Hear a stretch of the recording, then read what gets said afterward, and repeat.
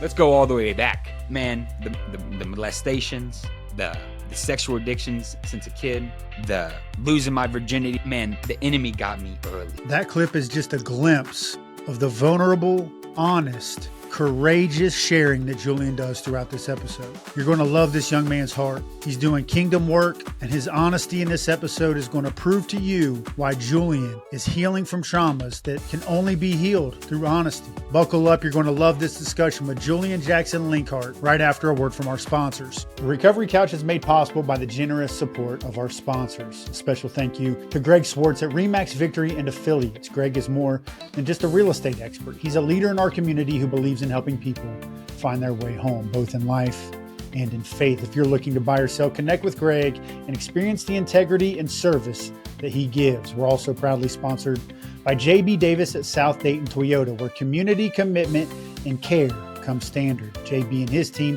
don't just sell cars, they support local voices that help inspire change. Together, these partners make it possible for us to keep sharing stories of redemption, resiliency, and recovery. The Recovery Couch is a True Story Media production, reminding you that every story matters and healing begins when we speak out loud. What were some of Julian's biggest challenges that you faced during your time feeding your flesh, and how did that shape your journey? What do you mean biggest challenges? In what way? Was it, women? Was it the weed? Was it being distracted by chasing women, weed? Was it ego?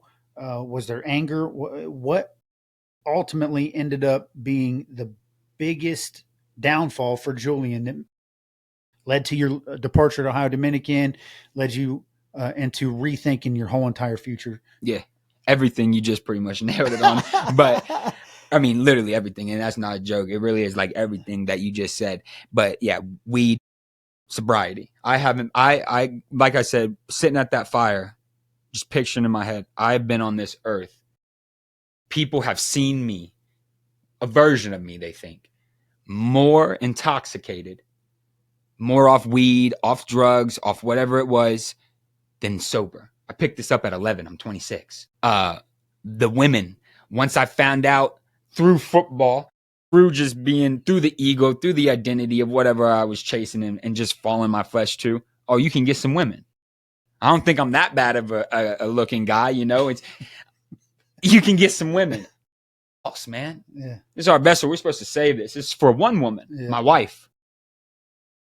Everything, man. My ego, my pride, just distracted, just caught up in it.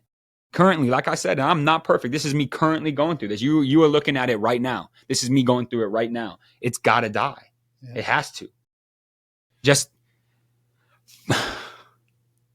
2-3 months ago, for some people who might see this, you see my face now. My face looked different 2 or 3 months ago in a mugshot, didn't it? All over Dayton. I didn't see it. Yeah, I got it right here on my phone. You want to look at it? But yeah, still going back to that woman. 6 years we've been in this, right? 6 years me and this woman was in this journey. This was the Ohio Dominican woman? Yeah. When I got kicked out of college. Still run. Man, I brought her all the way out to Missouri. Yeah. We lasted 15 days there. We were sitting in jail. She got back home. Couple months we're gone. You know how toxic relationships goes. Yeah. You start doing things over the phone. And it was moments and times where, me and this woman, we did love each other. We did love each other. We had a version of what we thought love maybe was. We drive across states for each other, meet each other halfway. Like I said, last year, moved back home. I'm back around her. I was actually, like I said, I started picking up this stuff at 11. And I know I haven't been 6 months sober since the age of 11. I know I haven't. And so my goal was 6 months. If I can make it 6 months, we can start doing something. I made it 5 months and 11 days. And I just got a brand new job in Dayton Public Schools being a truancy officer, about retention specialist in today's world. I had the opportunity of being in a high school, being surrounded by Dayton kids. And that day that I finally got to turn in that application and verify that, me and this girl are walking down the streets of Dayton. We were going to a coffee shop, should have kept going to Starbucks, and boom, there's this spot on the corner. Not going to name it because I don't want to downplay whatever else, but there's this spot, and it offers coffee and weed. You can sit in there and smoke, chill out, get you some food, get you some coffee, and go on about your business. And this young lady, she was also sober. She was a couple months under her belt sober as well. And because Julian was not being the leader he was supposed to be, there's two people in a relationship, but I'm the man. Julian is supposed to be leading.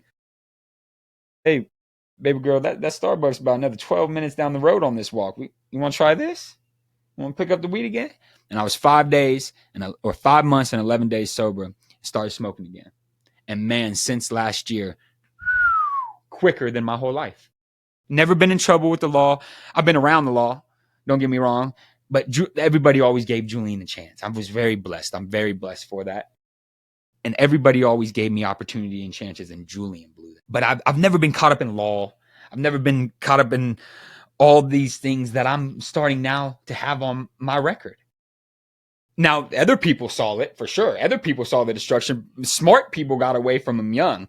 The wrong Julian, people got away from that young that had common sense, had maturity, had probably people in their lives that said, stay away from that kid. And how was Julian handle that? Like, forget them. Nah, not at all.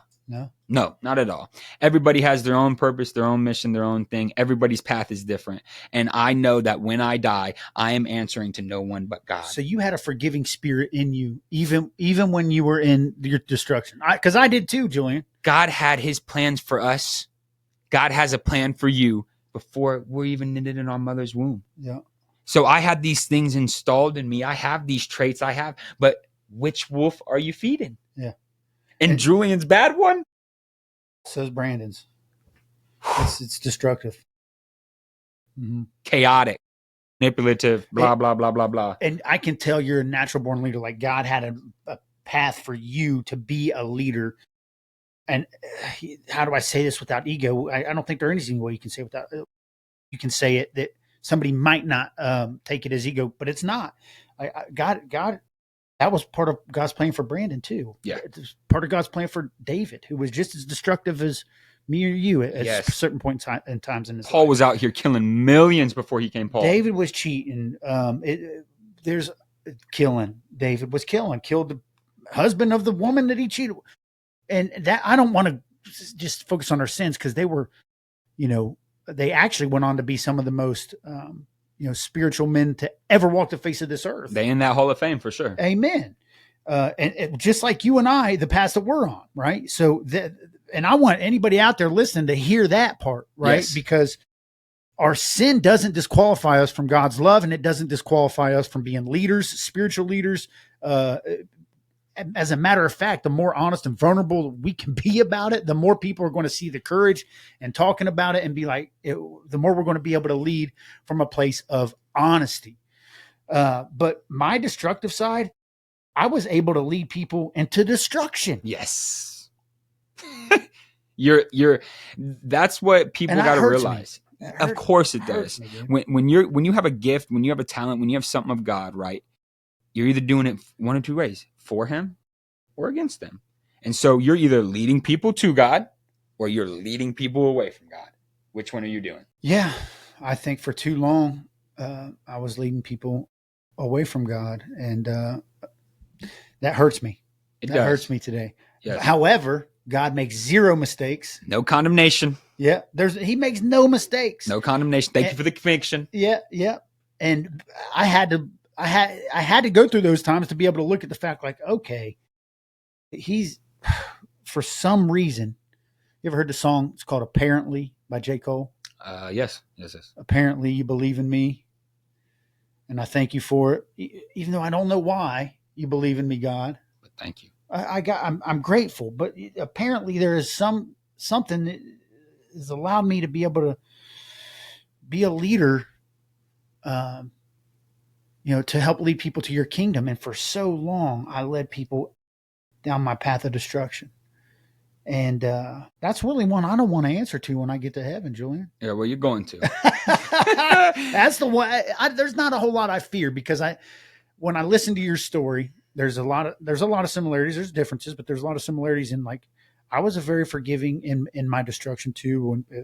like if people saw like this. Oh, and it wasn't always. I don't want that to be. I wasn't. But always, my heart though. was more pure. That like I remember kind of getting into the drug dealing and the narcotics and stuff, and the lying, the stealing, and all that stuff. It hurt me because like that's not how. When you were doing it, you knew you were doing wrong. Oh, for sure. But the people like introduced me to like, okay, this is just survival of the fittest. That's it. And Brandon was going to survive. And that's the only reason I started doing what I had to survive at any cost. I had to survive. I understand. Yes. I didn't, steal or, have this yearning to sell drugs because I wanted to,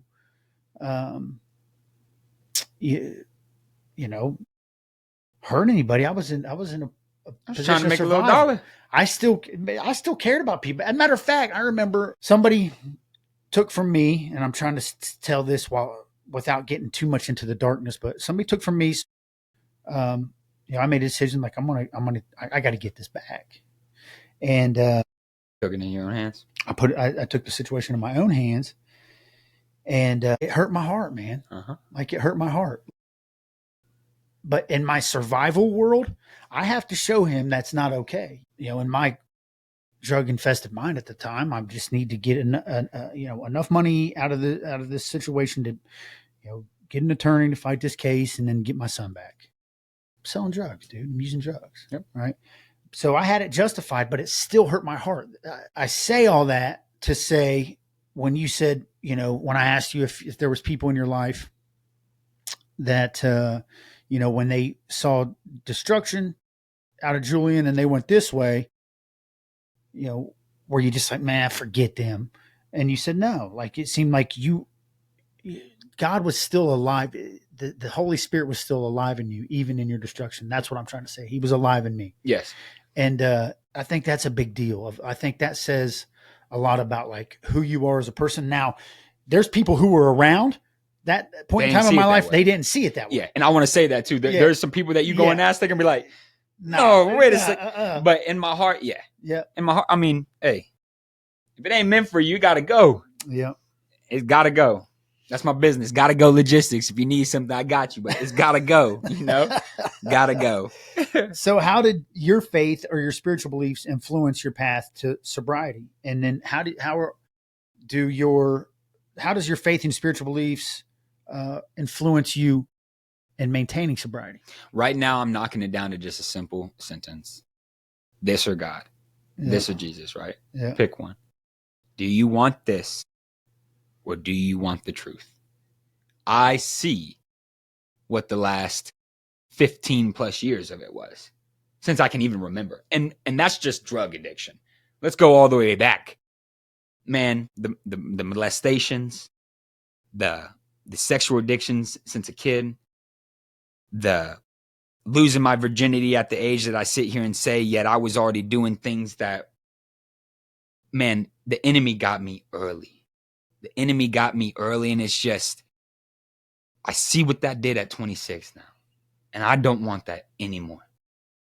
I want to hear when I'm gone, well done, you good and faithful servant. That's all I want to hear. I know that's not going to be picture perfect. I know that's just not going to, it's not.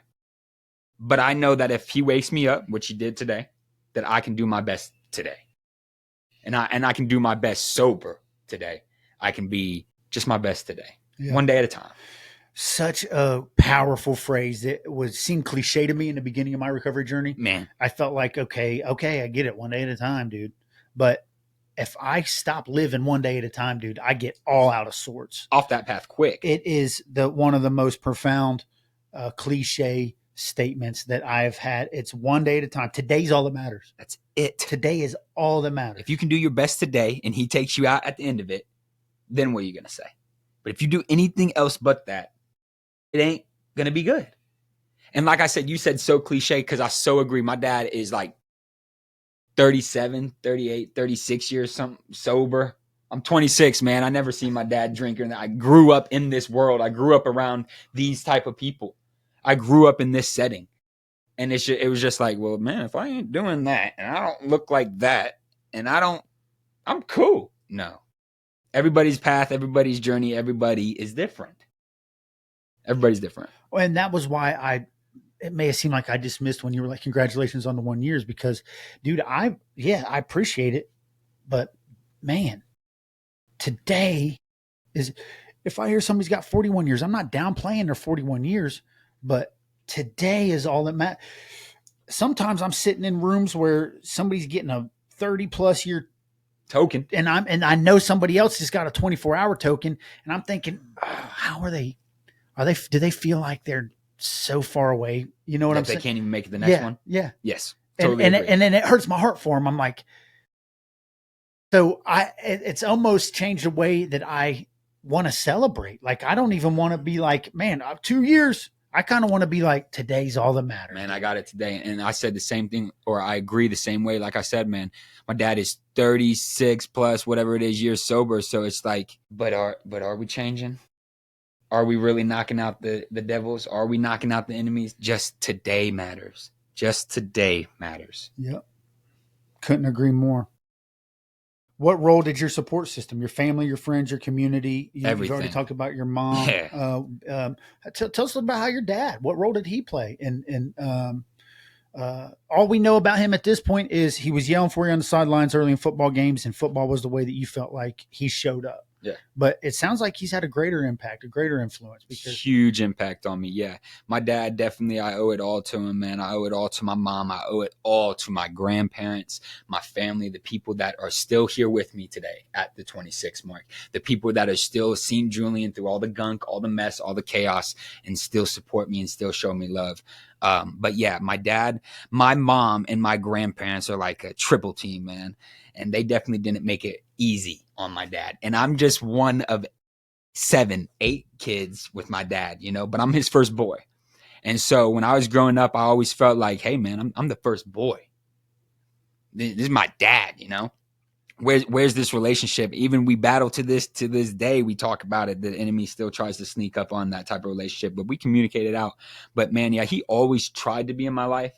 But those 3 definitely didn't make it easy. And I'm talking all the way back to Little League football, where we got Jackson Linkhart on the back of the jersey one year, Linkhart on the next year, Jackson Linkhart. I mean, it was just a battle, because the enemy goes and he tries to get into the family, right? Yeah. He tries to get in the family, tries to make you battle, takes your weaknesses, your things as a person, and then you start to create children. And you start to have families, and he tries to separate us. That's what, steal, kill, lie, and destroy, right? I mean, that's what the mission of the enemy is. And so my dad was always around. My dad was always 15 minutes away, 20 minutes away. He's a flight attendant, so sometimes farther. But he definitely, I acknowledge that these days that my dad tried. My dad definitely did try with the situation and the setting that he had and what he was doing and what he had going on and the battles that he was facing. My dad tried, and I can admit that, and I'm thankful for that. I look him in the face and I let him know that these days. And then vice versa of that, my mom was always there. Like I said, single mom. She even one year, my sister wrote a paper. She won National Single Mom of the Year. She was glorified all over. Like, my mom is my rock, man. Lori Linkhart would do anything for anybody. My mom would walk down the street and give anything away to anybody, because that's just who she is. She's an amazing lady. She still has her demons and her things that she battles to this day with her demons. But man, just a great lady. And I owe it to definitely both of my parents. When Darius Jackson and Lori Linkhart got together, you see what they created. But gosh, man, they are 2 great people, great individuals. And once they get out of their own ways too, I mean, God has great purposes and plans for their life too. And so I'm just glad now as a son that I get to say that about my parents. And I'm excited to see what they have in store. And then, like I said, going back, my grandparents, man, my rock. I get emotional almost thinking about them, but man, those are my people. My grandfather always had my back. He was always the father figure that was there. And these times that I'm going through, these humbling times that I'm getting to experience now, I realize, my great-grandfather, his dad, he died when he was like 6 months. My grandfather never had a dad.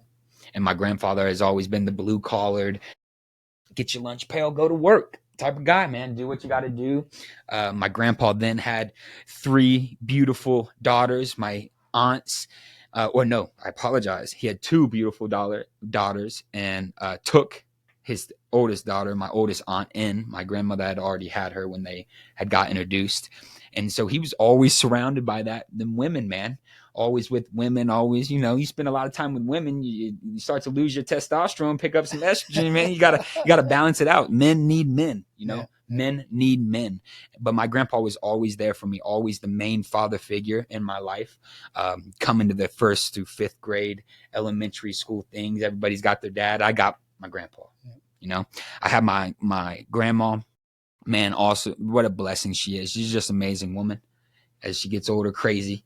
We're all crazy, but those 2 I owe everything to. And then also my uncle Ron, he was a huge part of my life. He was never my father. So when you tried to do the disciplining, when Julian would mess up, when Julian would call this a chaos and destruction, man, go get him to Uncle Ron. And, we had our discussions in the public setting, but when you get in private, hey man, I'm not your dad.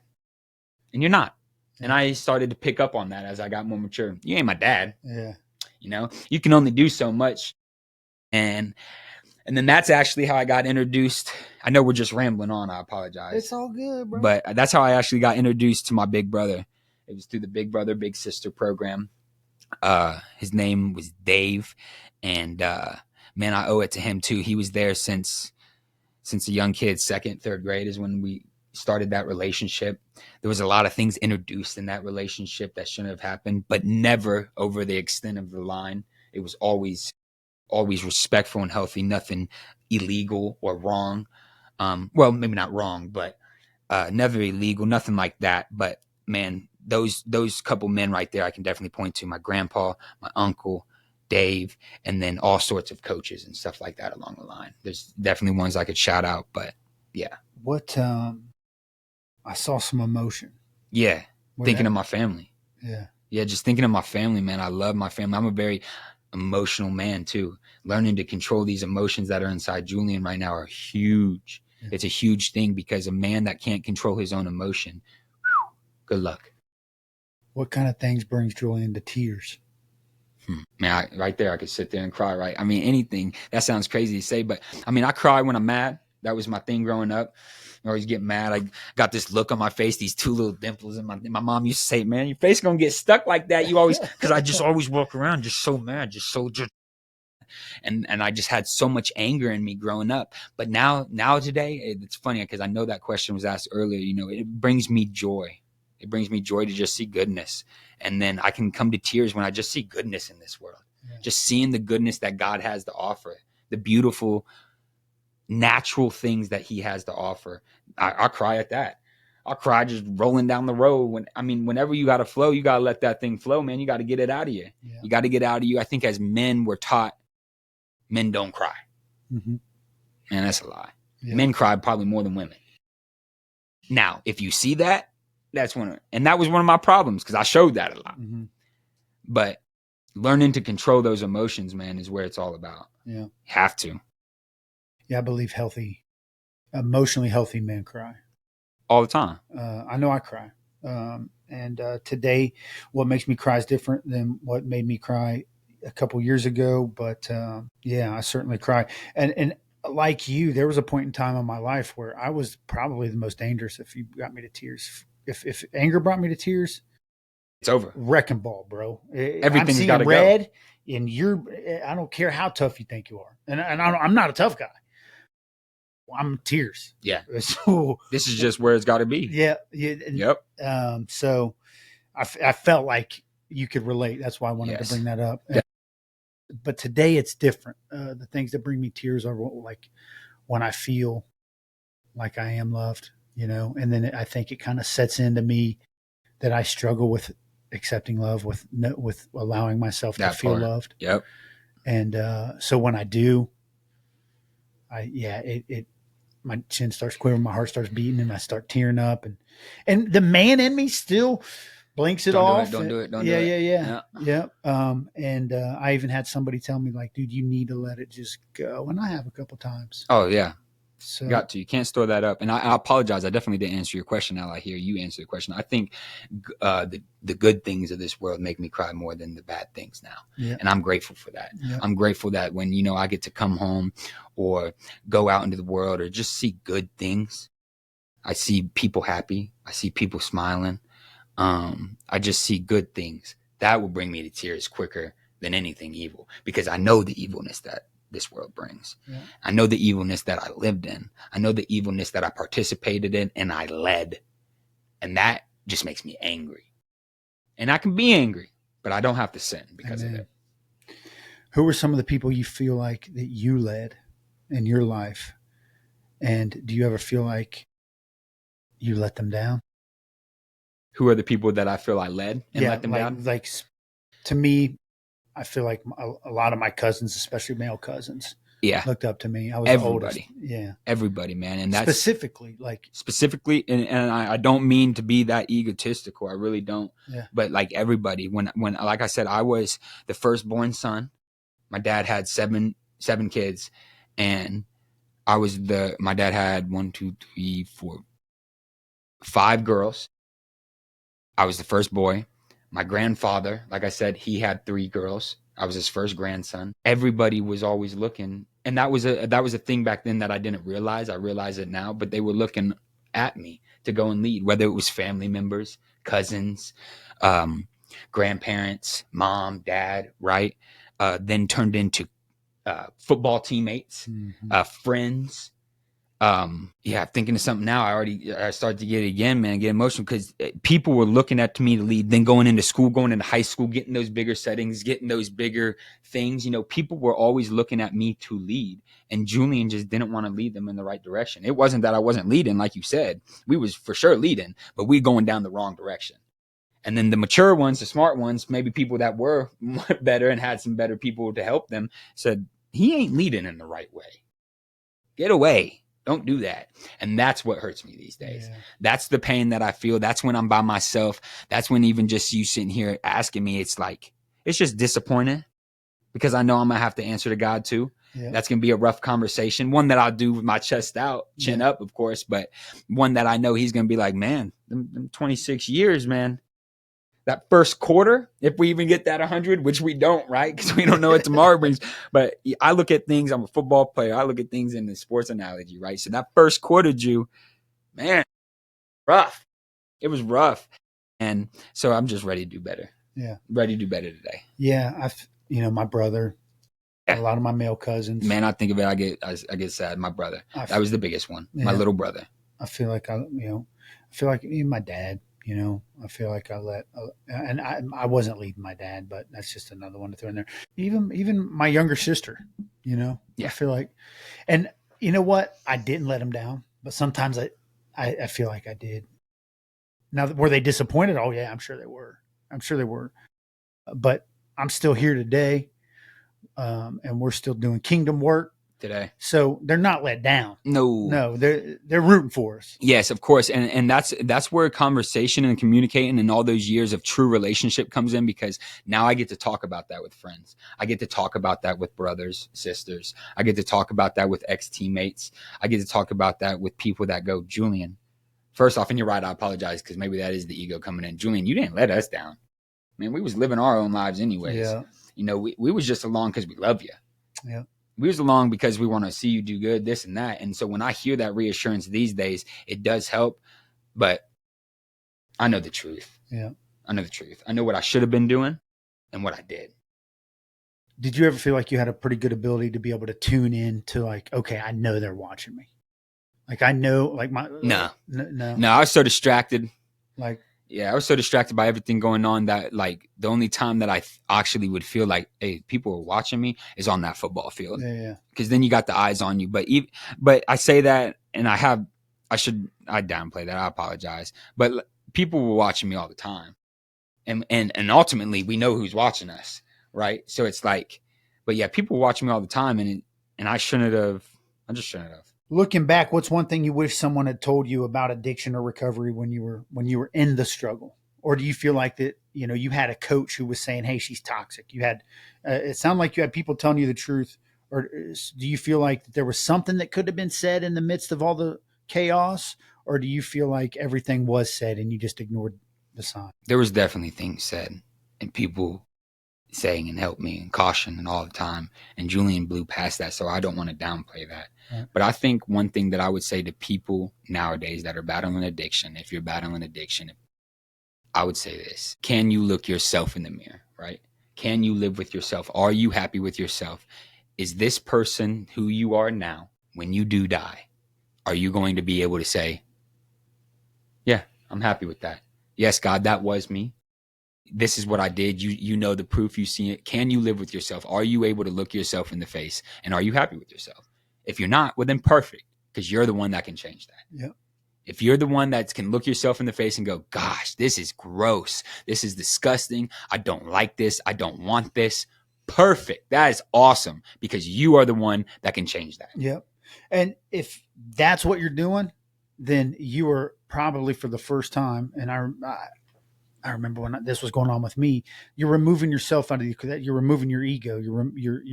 I was thinking about this today when I was working out. Like, man, there's some days where like my mental capacity to pray is just like, God, I need you. And that's about all I got. Yep. That's about all I got. And I was forgiving myself in this like one-on-one conversation with myself today, where I'm like, man, that's all you need. I got out of the way and I admitted that I can't do this without you, God. That's it. And I feel like that's kind of what you're saying right now is, if you're saying I'm disgusted with the way you are probably for the first time starting to be like, whatever I'm doing ain't working. I need something better. And the only place to go, and the reason I know this for a fact is because I went into every crevice of this world, every nook and cranny, looking for ways to refuel my heart. Sex, drugs, violence, ego, money, image. I've went to every other filling station in this entire world, and nothing gives me good, clean fuel to run on like God does. Yeah, you got to be second. And then sometimes you even got to be third and fourth. You got to put people in front of you. First, God, right? Got to put God before yourself for sure. And then I like to say second and third, because you do have to put yourself first before you can go. You got to remove the beam out of and the needle out of your eye and the stick out of your eye before you can help other people. But then once you do that, remind yourself that it's all about serving. That even the King of Kings, the Lord of Lords, came down here and served. Wash feet. So if you can't do that, when you get there, what are you expecting? If you can't even do that for the own people that created you, the own people that are blood, and sometimes blood is, we all know how that goes. Not every family is blood, but if you can't do that for those people, if you can't do things for the good people that are showing you they truly love you just because they love you, they aren't related at blood, you're doing it wrong. You're doing it wrong. Yeah. And I think there is a piece of that too. That's like, if you are doing it wrong, God does forgive you. You repent. Hey, I've been doing it wrong.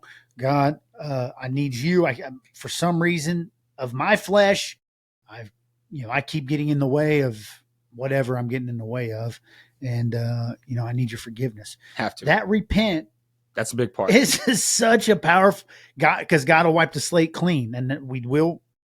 This is my understanding, from the scripture I've read and the spiritual mentors who have poured into me. But that my understanding is I'll get to heaven, and I'll still have to have that difficult discussion about all the things that all the times I chose my flesh. Yes. But I do not have to live on this earth any longer worried about guilt, shame, worry, because God has forgiven me, because I've repented for all my sins. Yeah, don't disrespect the blood of Jesus like that. Amen. Don't disrespect I think people forget that the gruesomeness that the way he died, the way that Jesus walked this earth, the way that he was obedient, patient, kind, gentle, all the fruits of the Spirit, right? To be put to death the way he did. That's what helps me nowadays. I apologize. I should have answered it that way. That's what reminds me, right? That this or Jesus. It's that simple. They murdered him, right? In the most gruesome way. We can't think this. We ain't talking no little needles in your hand. We're talking railroad spikes. We ain't talking no just slandering this. We're spitting and whipping and putting a crown of thorns in his head that went into his brain. Don't disrespect that. Yeah. You got to honor that. While he was saying, forgive them. Father, they don't even know what they're doing still. He still was on that thing. Wouldn't even give him something to drink. The dude next to him is bashing him. And luckily the one on the other side said, whoa, hold up. No. And he still took that one with him. So if that one can get in, I can get in. Man, I think I got a pretty good chance then. Hopefully I do. I don't know. Yeah. I'm not guaranteed nothing. You're right. Well, because that's all it took was him. He do believed. You believe? He believed. Yeah, he believed. Confess with your tongue. It's crazy. I don't want to disrespect that. No longer. I don't want to. That's good. That's good stuff. I just don't want to. There's a lot of good content in this conversation, brother. What are your recovery goals moving forward? And then how do you want God to use you in those recovery goals? Just like I said, I threw out that number earlier. So that's my main thing right now is 6 months, right? I know that I haven't been 6 months. So I want to make it 6 months, first step. But we touched on it earlier. Biggest thing is just today. Yep. Just one day at a time. I think that's how you get there. I think people get caught up into that too with the recovery thing that I've noticed my whole life. They're like, like we were talking about, 30 years, 20 days, 2 weeks. You create this number and then you almost start to live off of that number. You don't have to do that either. Just one day at a time. Just one day at a time so you can go to God and you can prepare yourself to answer the judgment that you will face with the ultimate judge. That's it. Just one day at a time. But just staying sober, being able to help people through my darkness, times like this was awesome, man. This was the most divine thing I think I've probably done in a while, long time, if ever. And it took a lot for me to be up here because, we were supposed to plan this forever ago and I couldn't come up in here. I did not want to even disrespect you, did not want to disrespect God that way. I knew what I was living in and I wasn't about to do that right then and there. And I'm glad that, like you said in that text message the other day, you're right. Let's have a divine conversation. This was clearly, and that's exactly what this was. Yeah. So just one day at a time. Yeah, that's good. I want to stay sober today and tomorrow. Let's paint a picture, man. So there's a guy that his name's Joe. Joe just is getting out of jail. He's on probation. He doesn't have a license, doesn't have a job. He is in recovery from drug addiction. The only time clean he has is the 30 days he just served in jail. He has to stay clean for probation, but he's scared to death on how he's going to get to his probation appointments. He's scared to death on how he's going to get to AA meetings. He's scared to death. He don't have a light. He's uphill battle. Yeah, that I'm currently going through, I want to admit. Yeah.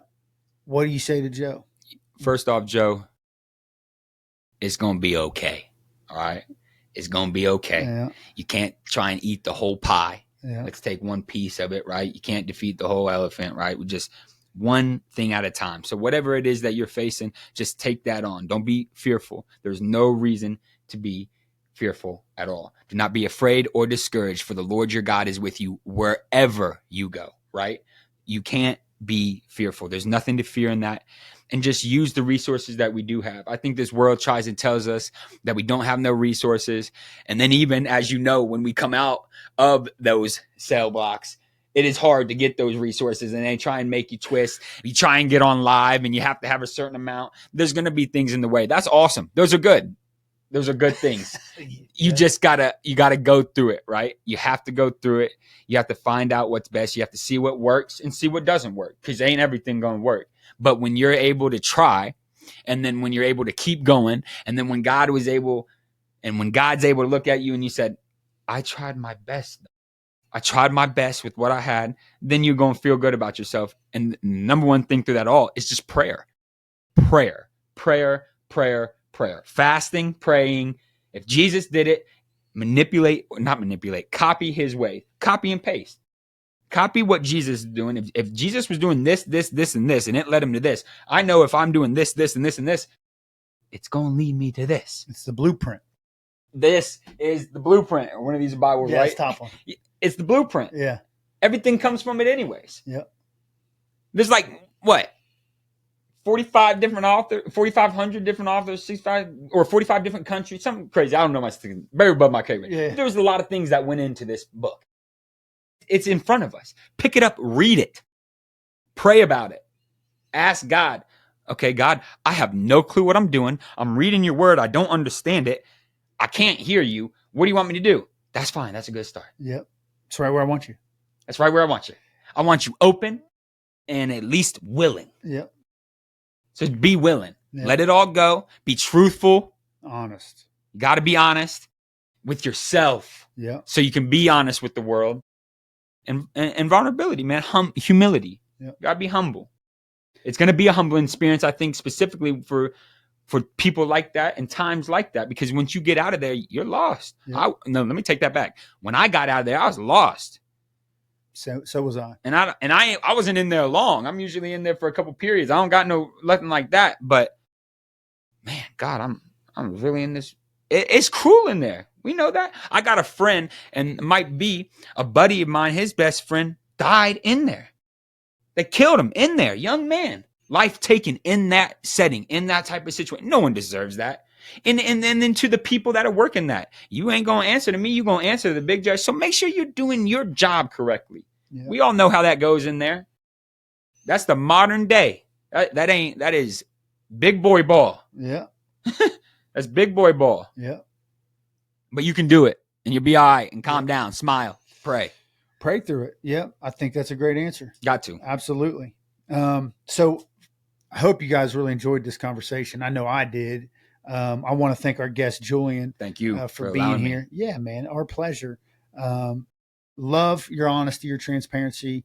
And I know it's a lot too, so I apologize. I'm going through transitions right now. I was probably all over the place, but that's all I can do. You know, I'm not just somebody who creates content. Like I still indulge in content, and I think that it's more effective when somebody is just honest, man. And that's what you were. So bringing the truth to the table instead of trying to bite your tongue or find the perfect way to word something to make it, less honest. Natural. Yeah, you stop. Yeah, I think there's going to be a lot of people that can relate, right? Yeah, just don't. Yeah, just be you. This conversation was spirit led is the best way to put it. That's right? it. And the spirit led you to say what you had to say. The spirit led me to say what I had to say. I got a little long winded at times too, but the spirit led the conversation. That's what we prayed for. And that happened. Yeah, right before we get on here. So I'm learning, and I'm not perfect at this, but I'm learning that to trust the Spirit. Yeah, the Spirit's always going to do better than what I could do. If I would have scripted this, or if we would have tried to rehearse. I'm glad I didn't. If I had that phone number, Yeah. So I hope you guys enjoyed this as much as we did. I want to remind you, you always have a seat right here on the recovery couch, and go check out my book, Step 4, A Journey Through Addiction. It's going to take you through my journey through addiction, a lot of difficult times, like Julian discussed with us today, and his life. And the truth is, the more that I've been open about my journey in addiction, the more that I've had people open up to me about their journey through addiction. And it's crazy how many people can relate to difficult times. And we're not alone. You're not alone. I'm not alone. He's not alone. Ain't nothing new under the sun. Just reach out. Be honest. There's people who care. There's people who will love you through it. And this message in Step 4 is a message of hope. It's not to glorify or shine light on the sin. You're going to read about a lot of the sins, but it's more of a message of hope that if I can make it through, then I know you can too. So thank you for joining us on this episode. Any last words for him? Thank you. I apologize too for just rambling on. I don't even know if that went the way it was supposed to go, but God loves you. He has a plan for your life. Trust him, and he'll do great things with you. Amen. Plug your Instagram again. Let everybody get over there and get him as many, followers on Instagram? Yeah, I found out I need at least 1,000, and my old account that I had plus got hacked or whatever, so I can't. So it's Julian Jackson Linkhart 99, and that comes to my my lack of knowledge or whatever to be good with stuff like this. This is an awesome setup, man. But I guess you need at least 1,000 to go live. So help me out. That's an easy button to click and just read the word in front of my camera because that's all I'm doing. Yeah, and it's really it's awesome. What he's doing is awesome. Thanks. So yeah, you're welcome, man. So until next time, thank you for joining us, and we'll talk to you soon. You have a good day.